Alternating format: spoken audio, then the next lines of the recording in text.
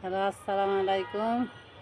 আমার নতুন গাছে এই জাম আসছে, জামের ফুল আসছে। কতটুকু টিকে আল্লাহ জানে ভালো। এই যে এখানে উপরে আসছিল, কিন্তু ওইগুলিতে নষ্ট হয়ে যাচ্ছে, বুঝতে পারতেছি না। আচ্ছা যাক, আল্লাহ যেটুকু রাখে এইটুকু তো পাবো। আর এখানে আমার বড়িগুলি মোটামুটি কিছু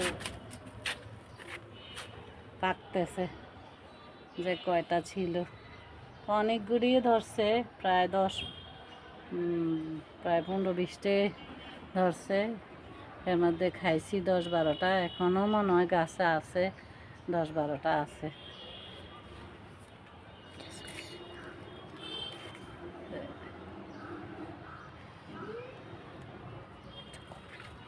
এখানে নতুন করে কলমি শাক হচ্ছে।